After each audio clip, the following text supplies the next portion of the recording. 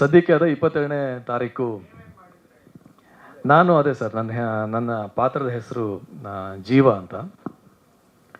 ಒಂದಿಷ್ಟು ಆ್ಯಕ್ಷನ್ ಮಾಡಿಸಿದ್ದಾರೆ ನನಗೆ.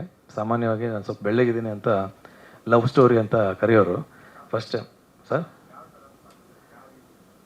ಅದೇ ಹೇಳಕ್ಕೆ ಬಂದೆ. ಬರೀ ಲವ್ ಸ್ಟೋರಿಗಳು ಮಾಡ್ತಾ ಇದ್ದೆ. ಸೊ ನನ್ನನ್ನು ಇಟ್ಕೊಂಡು ಒಂದು ಆ್ಯಕ್ಷನ್ ಸಿನಿಮಾ ಮಾಡಿದ್ದಾರೆ ಫಸ್ಟ್ ಥಿಂಗು. ಜೊತೆಗೆ ಒಂದು ಅಟ್ರಾಕ್ಷನ್ ಇರುತ್ತೆ ಯಂಗ್ಸ್ಟರ್ಗಳಲ್ಲಿ, ಯೂತಲ್ಲಿ. ಏನಪ್ಪ ಅಂದರೆ ಒಂದು ಅಂಡರ್ ವರ್ಲ್ಡು, ಒಂದು ಮಾಫಿಯಾ, ಇನ್ನೇನೋ ಅಂದಾಗ ಒಂದು ಕಾಮನ್ ಅಟ್ರಾಕ್ಷನಲ್ಲಿ ಹೇಗೆ ಯೂಸ್ಟರ್ ಅದೇ ಥರದ್ದು ಈ ಪಾತ್ರಕ್ಕೂ ಕೂಡ ಒಂದು ಅವನಲ್ಲಿ ಪೊಟೆನ್ಷಿಯಲ್ ಇರುತ್ತೆ, ಜೊತೆಗೆ ಒಂದು ಅಟ್ರಾಕ್ಷನ್ ಇರುತ್ತೆ. ಸಂಭವ ಅವನು ಒಂದು ಅಂಡರ್ ವರ್ಲ್ಡ್ ಒಳಗಡೆ ಹೋಗ್ತಾನೆ. ಅಂಡರ್ ವರ್ಲ್ಡ್ ಅಥವಾ ಒಂದು ಆ ಥರದ್ದು ಒಂದು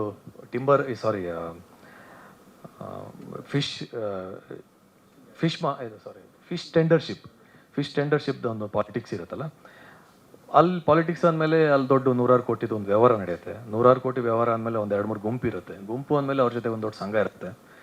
ಸೊ ಸಂಘ ಇದ್ಮೇಲೆ ಸಂಘರ್ಷ ಇರುತ್ತೆ. ಆ ಥರದಲ್ಲಿ ಇರುವಂಥ ಆ ಥರ ಅನಿವಾರ್ಯವಾಗಿ ಒಳಗಡೆ ಎಂಟ್ರಾಗಿ ಒಳಗಡೆ ಹೋದ್ಮೇಲೆ ಹೇಗೆ ಟ್ರ್ಯಾಪ್ ಆಗ್ತಾರೆ ಸಾಮಾನ್ಯವಾಗಿ ಒಬ್ಬ ಯುವಕರು ಇಂಥ ಒಂದು ವ್ಯವಸ್ಥೆ ಒಳಗಡೆ ಟ್ರ್ಯಾಪ್ ಆದಾಗ ಹೊರಗೆ ಬರೋದು ಎಷ್ಟು ಕಷ್ಟ. ಜೊತೆಗೆ ಒಂದು ಫ್ಯಾಮಿಲಿ, ಒಂದು ತಾಯಿ ತಂಗಿ ಮಧ್ಯದಲ್ಲಿ ಒಂದು ಪ್ರೀತಿ ಹುಡುಗಿ, ಇವೆಲ್ಲದ್ರ ನಡುವೆ ಒಂದು ಮಾಫಿಯಾದ ಒಳಗಡೆ ಸಿಕ್ಕಾಕೊಂಡಾಗ ಇನ್ನೊಂದು 2-3 ಟೀಚರ್ ಇನ್ಸಿಡೆಂಟ್ ಆದಾಗ ಕೊನೆಯಲ್ಲಿ ಏನಾಗುತ್ತೆ ಅನ್ನೋದೇ ಮೂಲಕತೆ. ಸೊ ಈ ಪಾತ್ರದ ಮೇಲೆ ಕ್ಯಾರೆಕ್ಟರ್ ಡ್ರಿವನ್, ಈ ಪಾತ್ರದ ಮೇಲೆ ಇಡೀ ಸಿನಿಮಾ ಟ್ರಾವೆಲ್ ಆಗುತ್ತೆ.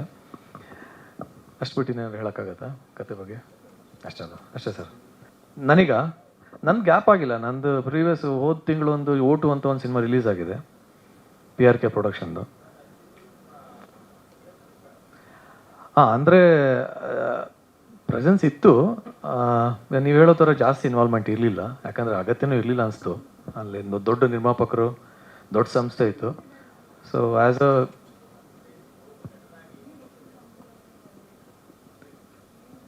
ಅಲ್ಲ, ಇವಾಗ ನಾನು ನಟ ಆದರೂ ನನ್ನನ್ನು ನೀವು ಕರೆದಾಗ ನಿರ್ಮಾಪಕರು ಅಥವಾ ಎಷ್ಟು ಬೇಕೋ ಅಷ್ಟು ಕೊಡ್ತೀವಿ.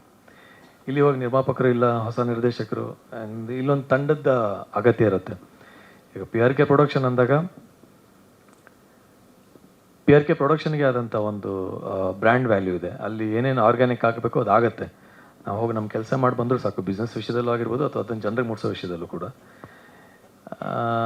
ಅದೇ ಅಲ್ಲಿ I was doing my part, ಒಂದು ಜಾಬ್ ಥರ ಮಾಡ್ತಿದ್ದೆ.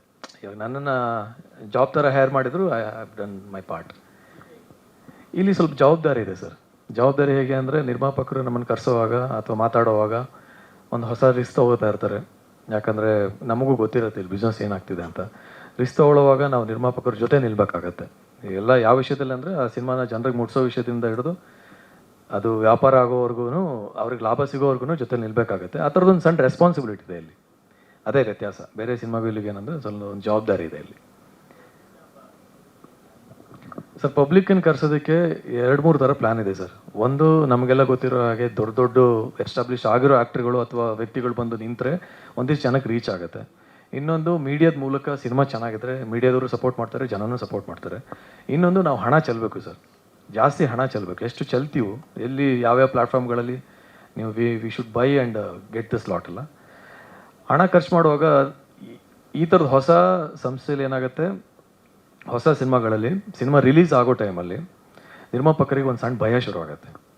ಇಷ್ಟು ಖರ್ಚು ಮಾಡಿಬಿಟ್ಟಿದ್ದೀವಿ, ನಾವು ರಿಲೀಸಿಗೆ ಹಾಕೋ ದುಡ್ಡು ಬರದೇ ಇದ್ರೆ ಏನೋ ಅನ್ನೋ ಒಂದು ಇನ್ಸೆಕ್ಯೂರಿಟಿಲಿ ಏನು ಮಾಡ್ಬಿಡ್ತಾರೆ, ಅಲ್ಲಿ ಸ್ವಲ್ಪ ಹಿಡಿಯೋಕ್ಕೆ ಶುರು ಮಾಡ್ತಾರೆ. ಹಾಗಾಗಿ ಪ್ರತಿ ಹೊಸ ಸಿನಿಮಾಗಳು ಕೂಡ ಜನರಿಗೆ ಮುಟ್ಸೋ ವಿಷಯದಲ್ಲಿ, ಯಾಕಂದರೆ 2-3 ಕೋಟಿ ಖರ್ಚು ಮಾಡಿ ಸಿನಿಮಾ ಮಾಡಿರ್ತೀವಿ, ಜನರಿಗೆ ಮುಟ್ಸೋ ವಿಷಯದಲ್ಲಿ ನಾವು ಅಲ್ಲಿ 1,000 ರೂಪಾಯಿಗೂ ಕೂಡ ಲೆಕ್ಕ ಹಾಕ್ತೀವಿ. ಅದು ಕಾಮನ್ ಸೈಕಾಲಜಿ, ಏನು ಮಾಡೋಕ್ಕಾಗಲ್ಲ, ಇಟ್ಸ್ ನ್ಯಾಚುರಲ್. ಒಂದು ದಾಟಿ ಜನಕ್ಕೆ ಮುಟ್ಟೋವರೆಗೂ ಇರೋದೆ. ಬಟ್ ಆ ವಿಷಯದಲ್ಲಿ ನಮ್ಮ ನಿರ್ಮಾಪಕರು ಒಂದು ಸಣ್ಣ ಜರ್ನಿ ಇತ್ತು, ಅಂದರೆ ಒಂದು ಸಣ್ಣ ಡೌಟ್ಫುಲ್ ಜರ್ನಿ ಇದ್ದೇ ಇರುತ್ತೆ ಪ್ರತಿ ಸಿನಿಮಾದಲ್ಲೂ. ಬಟ್ ಈಗ ಅವ್ರು ನಮ್ಮ ಜೊತೆ ತುಂಬ ಸ್ಟ್ರಾಂಗಾಗಿ ನಿಂತಿದ್ದಾರೆ. ನಾನು ಸುಮ್ಮನೆ ಆನ್ಲೈನ್ ಲಾಂಚ್ ಮಾಡೋಣ ಸಾಕು ಅಂದರೂ ಕೂಡ ಪ್ರೆಸ್ ಮೀಟ್ ಮಾಡೋಣ, ಒಂದು ಇದು ಮಾಡೋಣ ಅಂತ ಅವರ ಐಡಿಯಾಲಜಿಯಿಂದನೇ ಇವತ್ತು ಈ ಒಂದು ಕಾರ್ಯಕ್ರಮ ಆಗ್ತಿರೋದು. ಬಟ್ ಏನೋ ಆರೋಗ್ಯದ ಕಾರಣದಿಂದ ಅವ್ರು ಬಂದಿಲ್ಲ, ಬೇರೆ ಏನೂ ಇಲ್ಲ.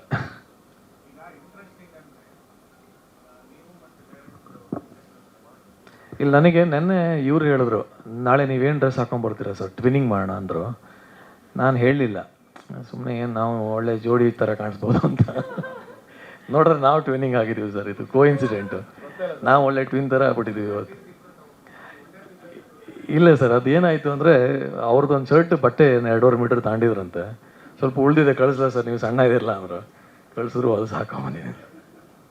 ಸ್ವಾದಿಷ್ಟತೆಯ ಸ್ವಾದ, ತಾಜಾತನದ ಆಹ್ಲಾದ, ಉತ್ತಮ ಆರೋಗ್ಯ ಮತ್ತು ಹೆಚ್ಚಿನ ರೋಗ ನಿರೋಧಕ ಶಕ್ತಿಯ ವೃದ್ಧಿಗೆ ಈಗ ನಿಮಗೆ ಸಿಗುತ್ತಿದೆ ಉತ್ತಮ ಗುಣಮಟ್ಟದ ಪೌಷ್ಟಿಕಾಂಶ. Shri Vaidik millet health mix, ಇದು ಸಿರಿಧಾನ್ಯಗಳ ಸಂಪತ್ತು.